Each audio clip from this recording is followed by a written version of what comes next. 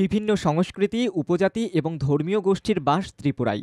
উত্তর পূর্ব ভারতের পাহাড় ঘেরা রাজ্য ত্রিপুরার সৌন্দর্য দেখার মতো। প্রাকৃতিক পরিবেশ থেকে ইতিহাস, এই রাজ্যে দেখার জিনিস আছে প্রচুর। কয়েকদিনের জন্য এই রাজ্যে ঘুরতে এলে সবকিছু দেখে নেওয়া যায়। অনেক দ্রষ্টব্য স্থানের মধ্যে আজ আপনাদের নিয়ে যাব রাজধানী আগরতলা শ্রী জগন্নাথ জিউ মন্দিরে।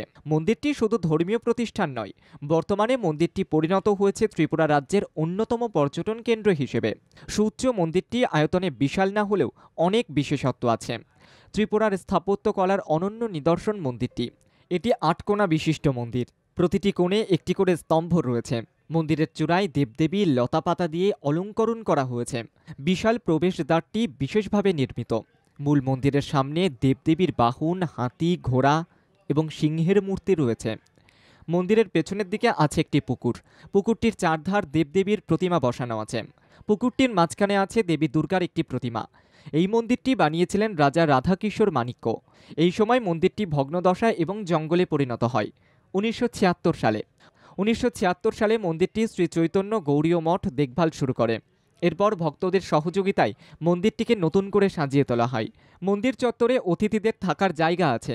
পুরো চত্বরে রয়েছে ফুলের বাগান, যা মন্দিরের পরিবেশকে আরও নয়নাভিরাম করে তুলেছে। রাজ্যের তো বটেই, দেশের বিভিন্ন প্রান্ত থেকে প্রতিদিন বহু মানুষ এখানে আসেন। চন্দনযাত্রা, স্নানযাত্রা, রথযাত্রা, ঝুলন যাত্রা উৎসবে বহু মানুষের আগমনে মিলনস্থলে পরিণত হয় এই মন্দির চত্বর।